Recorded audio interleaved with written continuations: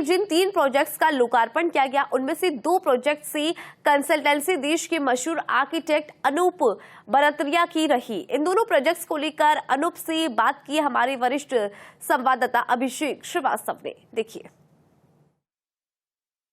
Jhotwara elevated road, Jawahar circle project और B2 bypass पे underpass project का आज लोकार्पण किया गया। हम जहां खड़े हैं ये जवाहर सर्किल है और जवाहर सर्किल पे आप देख सकते हैं मेरे पीछे खूबसूरत मॉन्यूमेंट जो है यहाँ बना हुआ है।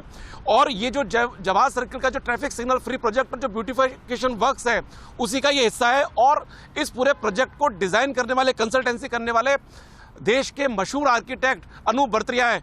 बरतरिया मेरे साथ ही मौजूद हैं। सर, सबसे पहले ये बताएं कि ये जो कॉन्सेप्ट है, जो इस तरह की जो डिज़ाइन है, खूबसूरत डिज़ाइन है, ये कॉन्सेप्ट कहाँ से आया?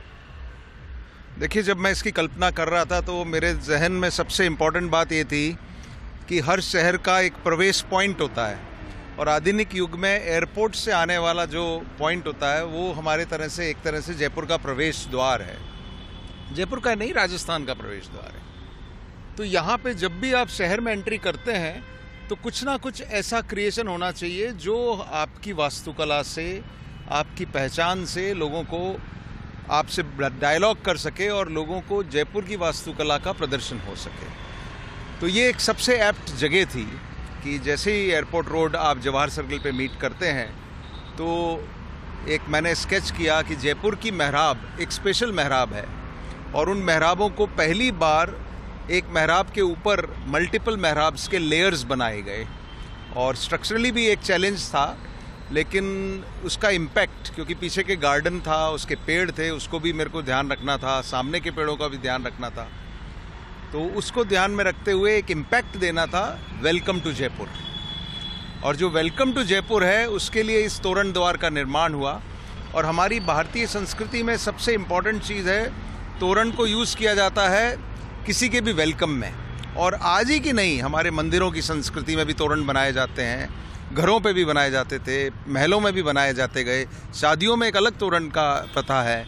तो तोरण का एक तरह से वेलकम के साथ है, तो वो एक द्वार इस हिसाब से बनाया। सर, जिस इस मॉन्यूमेंट में जो पत्थर है, जो वाइट मार्बल है, वो कहाँ से जुटाया गया?